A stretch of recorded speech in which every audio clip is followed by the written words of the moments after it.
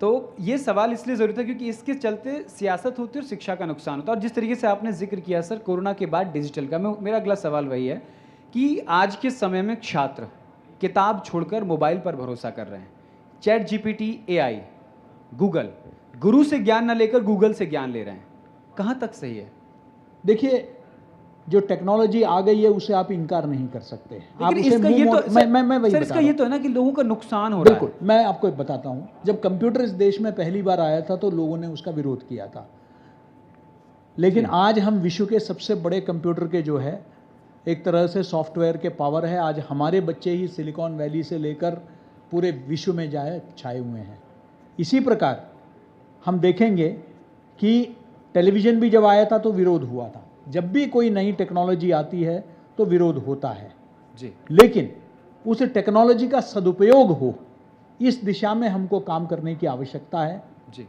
और इसके लिए क्लासरूम को आकर्षक कैसे बनाया जाए, ये भी दायित्व जो है विश्वविद्यालय का और शिक्षकों का है जी, कि आप क्लासरूम को कैसे इंटरेस्टिंग बनाएं। जी। देखिए, क्लासरूम अगर इंटरेस्टिंग हो तो बच्चा कभी भी जो है सोशल मीडिया की तरफ नहीं जाएगा।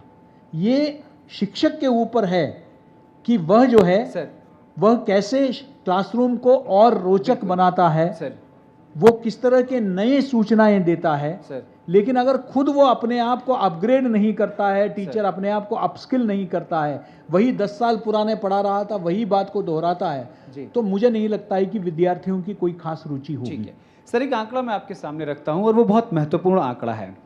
कोविड के बाद से 12th पास अगर 80% स्टूडेंट कर रहा है तो उसमें से 65% छात्र कॉलेज में एडमिशन लेता है।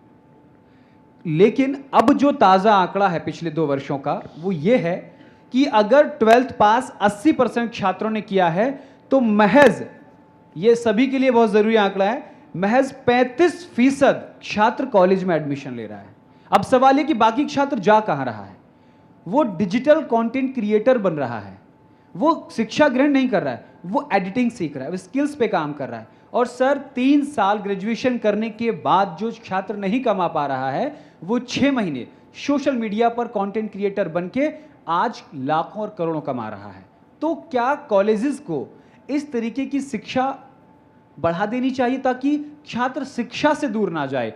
एक अभाव ज़रूर रहता है, एक पढ़े लिखे में और एक गुने बुने में एक फ़र्क होता है एडिगेट्स का, कि वो दोनों चीज़ों में कैसे संतुलन बनाए। तो सवाल यही है कि क्या विद्यालयों को, महाविद्यालयों को ऐसे कोर्सेज शुरू करने चाहिए ताकि उन छात्रों का कॉलेज से लगाव बढ़ा रहे, क्योंकि हमारा देश शिक्षा नींव है। नालंदा और तक्षशिला जैसे विश्वविद्यालय की वजह से आज भारत का जो गुणगान है पूरे अखंड ब्रह्मांड में छा रखा है। तो मैं सीधा सवाल, क्या ऐसे कोर्सेज शुरू कर चाहिए कि छात्र वापस कॉलेज लौटें? बिल्कुल बिल्कुल गौरव, देखिए भारत सरकार ने विश्वविद्यालय जो नवाचार करता है उनको इवन डीम्ड यूनिवर्सिटी स्टेटस देती है। उसे कहते हैं deemed university status under de novo category. यानी कि अगर आप बिल्कुल अलग आप पाठ्यक्रम शुरू करते हैं जो नवाचारी पाठ्यक्रम है तो आपको डी नोवो कैटेगरी में आपको डीम्ड यूनिवर्सिटी स्टेटस मिलता है। मैं यूजीसी के कई पैनल्स में हूँ जिसमें ऑटोनॉमस कॉलेजेस का भी काम देखता हूँ मैं, और उसमें हम उन कॉलेजेस को ऑटोनॉमी देते हैं, हमें अधिकार मिला हुआ है कि हम लोग ऑटोनॉमी दे उन कॉलेजों को जो नवाचारी पाठ्यक्रम लेकर आ रहे हैं, आर्टिफिशियल इंटेलिजेंस को लेकर आ रहे हैं, टेक्नोलॉजी को लेकर आ रहे हैं। तो मैं समझता हूँ कि विद्यार्थी सीधे सीधे 12वीं के बाद जो है अपने आप कुछ मोबाइल से सीखकर करने में बिल्कुल मैं आपके साथ सहमत हूँ कि उसका विश्वसनीयता संदिग्ध रहेगा और उसका संतुलन नहीं होगा। इसके लिए आवश्यक है कि हमारे जितने महाविद्यालय और विश्वविद्यालय हैं वह भी नवाचारी पाठ्यक्रम लेकर आए जो आज के आवश्यकताओं के अनुसार है, अनुकूल है और समयानुकूल है। ये दोनों बहुत आवश्यक है जी। तो इसलिए ताकि वो रोजगार उन्मुखी हो। नंबर 2, आज जो पाठ्यक्रम हम जो पढ़ा रहे हैं उसका उद्देश्य न सिर्फ रोजगार के लिए उनको तैयार करना है अपितु उनको उद्यमी बनाने के लिए भी तैयार करना है, उद्यमिता को बढ़ावा भी देना है। हमारे जो विद्यार्थी हैं वो सिर्फ नौकरी लेने वाले